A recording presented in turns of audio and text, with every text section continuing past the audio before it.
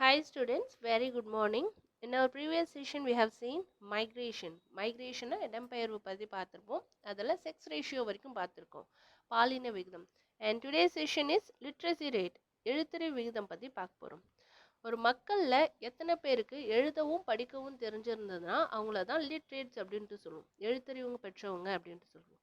ஒரு இது ஏன் லிட்ரேட்ஸ் அப்படின்ட்டு ஏன் அவங்கள படித்தவங்க படிக்காதவங்க தெரிஞ்சுக்கணுன்னா அவங்களோட குவாலிட்டி ஆஃப் பீப்புள் மக்களுடைய தரத்தை அறியறதுக்கான ஒரு அளவுகோலா இண்டிகேட்டராக இருக்கிறது எதுனா எழுத்தறிவு தான் சொல்கிறோம். ஸோ இதுலேயும் குறிப்பாக மொத்த மக்கள் தொகையில் எத்தனை பேர் எழுத்தறிவு பெற்றவங்க மக்களோடைய எண்ணிக்கை தான் அதாவது மொத்த மக்கள் தொகையில் எழுத்தறிவு பெற்ற மக்களோட எண்ணிக்கை தான் எழுத்தறிவு விகிதம் லிட்ரஸி ரேட் அப்படின்ட்டு சொல்கிறோம். ஸோ இந்தியாவில் கல்வி அறிவுன்றது ஒரு படிப்படியான ஒரு வளர்ச்சியான ஒரு விஷயமா சொல்லப்படுது. ஒரு தொடர்ச்சியான முன்னேற்றம் அடைஞ்ச ஒரு பகுதியாக சொல்லப்படுறது எதுனா இந்தியாவோட கல்வி அறிவுன்ட்டு சொல்லலாம். இதில் 2011 சர்வே படி மக்கள் தொகை கணக்கெடுப்பின்படி இந்தியாவோட மக்கள் தொகையில் எழுத்தறிவு விகிதம் லிட்ரஸி ரேட்ன்றது 74.04% இருந்திருக்கு. இதில் ஆண்களோட கல்வியறிவு பெற்றவங்க, அதாவது ஆண்கள் எத்தனை பேர் கல்வியறிவு பெற்றிருக்காங்க அப்படின்னு பார்த்தோம்னா 82.14% இருக்குது. அண்ட் பெண்களோட எழுத்தறிவு விகிதம் எவ்வளோ இருக்குன்னா 65.46% இருக்குது. இது ஒரு ஆணுக்கும் பெண்ணுக்கும் எழுத்தறிவு விகிதத்தில் எவ்வளோ பெரிய வித்தியாசம் அப்படின்றத காமிக்கலாம். பெண்களை விட ஆண்கள் தான் அதிக அளவு படித்தவங்களா சொல்கிறது. எவ்வளோ வித்தியாசம் இருக்குன்னா 16.68% இருக்குது. இதில் மொத்தமாக இந்தியாவிலேயே ஓவரால் இந்தியாவிலேயே Kerala ranks first in the country with literacy rate of 93.91%. அதிக அளவு படித்தவர்கள் கல்வியறிவு பெற்ற மாநிலமாக இந்தியாவில் எந்த மாநிலம் சொல்லப்படுதுன்னா கேரளா தான் சொல்லப்படுது. அதுவும் 93.9% அளவுக்கு எழுத்தறிவு பெற்றவங்க இருக்கிறாங்க சொல்கிறாங்க. அதுக்கு அடுத்தபடியாக எந்த சொல்லணும்னா யூனியன் டெரிட்டரிஸில் இருக்க லக்ஷதீப், அவங்க 92.28% இருக்கிறாங்க. அண்ட் குறைந்த அளவு எழுத்தறிவு பெற்ற மாநிலமாக எதை சொல்லணும்னா பீகார், அவங்க 63.82% இருக்கிறாங்க. அண்ட் தென் ஆக்குபேஷனல் ஸ்ட்ரக்சர், தொழில்சார் கட்டமைப்பு அப்படின்ட்டு சொல்கிறாங்க. இது ஏன் நம்ம கால்குலேட் பண்ணுறோன்னா ஒருத்தவங்களுக்கு எந்த அளவுக்கு வேலை இருக்குது, அதனால் அவங்களோட பொருளாதார நிலை எந்த அளவுக்கு உயர்ந்திருக்கு அப்படின்றத கால்குலேட் பண்ணுறதுக்காக மக்கள் தொகை கணக்கெடுப்பில் எதுவும் கால்குலேட் பண்ணுவாங்க. நார்மலாக பார்த்தீங்கன்னா 2021 இதுக்கப்புறம் மக்கள் தொகை கணக்கெடுப்பு நடக்கும். அப்போ வரப்போ உங்கள் வீட்டில் எத்தனை பேர் இருக்காங்க, எத்தனை பேர் படிச்சிருக்காங்கன்றது கால்குலேட் பண்ணுவாங்க.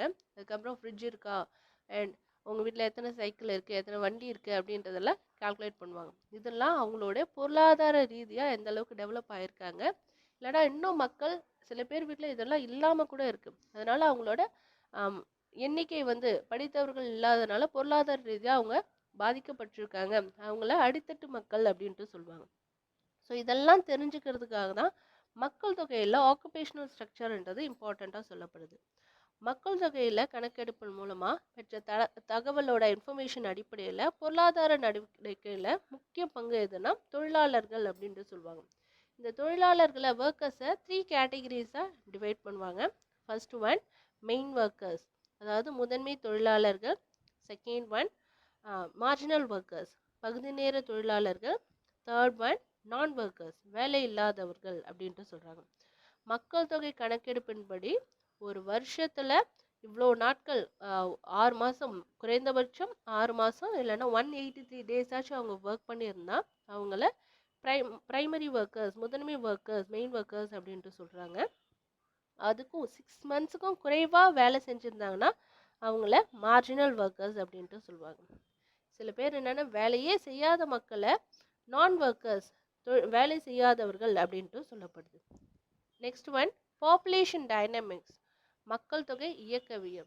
இந்த மக்கள் தொகை இயக்கவியல் என்றது எதுனா மக்கள் தொகை அளவு, அதோட பண்புகளில் கேரக்டரிஸ்டிக்ஸில் ஏதாவது சேஞ்சஸ் மாற்றம் ஏற்பட்டதுன்னா அதை பற்றின துறை சார்ந்த அறிவு வளர்த்துக்கிறதுக்காக கொண்டு வரணும்னா பாப்புலேஷன் டைனமிக்ஸ். இது ஏன்னா ஃப்யூச்சரில் எதிர்காலத்தில் மக்கள் தொகை அதிகரிக்கிறதுக்கு மூலயமா என்னென்ன தேவைகள்லாம் அதிகரிக்கிறதுன்றதை ரிசர்ச் பண்ணுறதுக்கான ஒரு படிப்பாக ஒரு துறையாக இருக்கிறதுனால மக்கள் தொகை ஆய்வில் ஒரு முக்கிய அம்சமாக இருக்கிறது பாப்புலேஷன் டைனமிக்ஸ்ன்றது சொல்லப்படுது.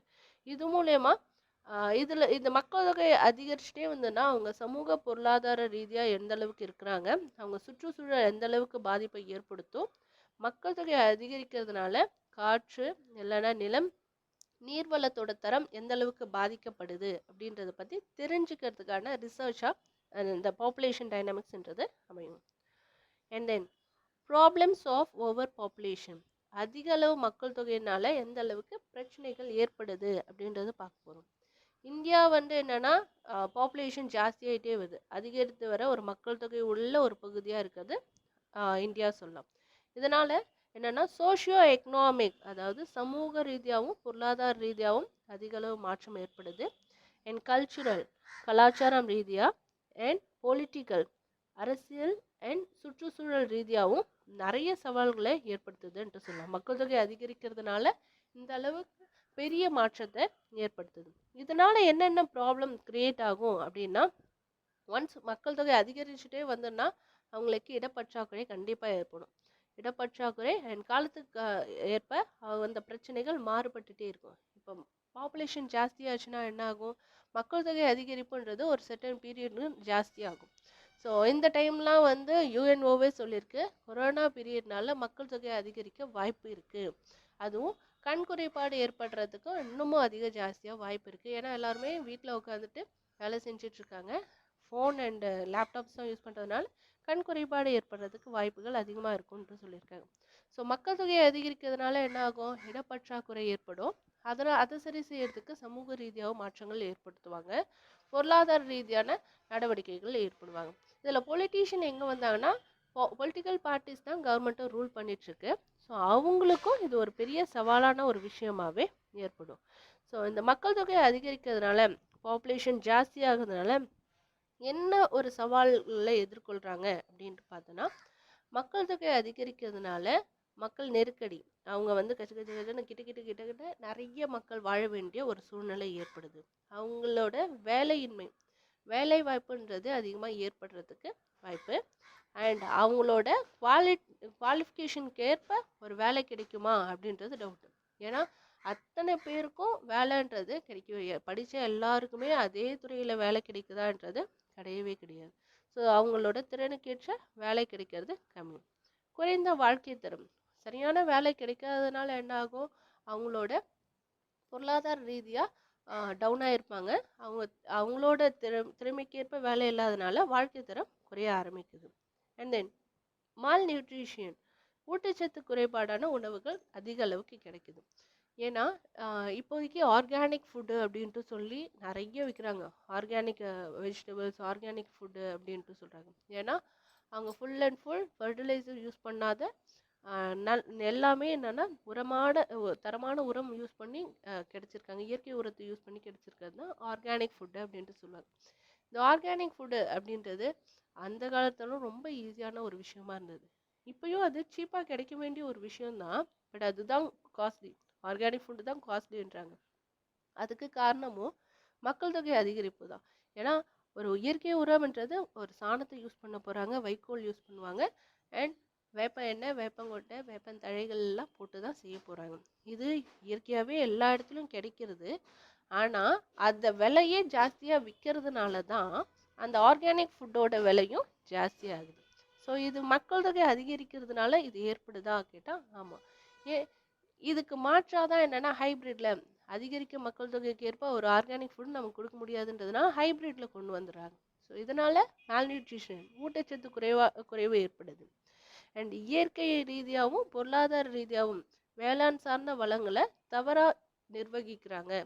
ஏன்னா இடம் இல்லாததுனால என்ன பண்ணுவாங்க, இருக்கிறதுக்கு இடம் வேணுன்றப்ப வேளாண் நிலங்கள் எல்லாமே என்ன பண்ணுவாங்க, அதை மாற்றி பிளாட் போட்டு அதை யூஸ் பண்ணுங்க, இடமா மாற்றுறாங்க, பில்டிங்ஸ் அதிகமாக இது பண்ணுறாங்க. ஸோ இதனால் என்னென்னா வேளாண் வளங்களும் குறைக்கப்படுதுன்றது தான் சொல்கிறோம். அண்ட் ஆரோக்கியமான சூழ்நிலையில் இல்லாத ஒரு நிலை ஏற்படுது. ஸோ அன்ஹெல்த்தி என்விரான்மெண்ட் சுச்சுவேஷன் உருவாகுது. இதெல்லாம் தான் என்னென்னா மக்கள் தொகை அதிகரிக்கிறதுனால ஏற்படுத பிரச்சனைகளாக சொல்லப்படுது. நெக்ஸ்ட் ஒன் அர்பனைசேஷன், நகரமயமாதல் அப்படின்ட்டு பார்த்தீங்கன்னா கிராமப்புற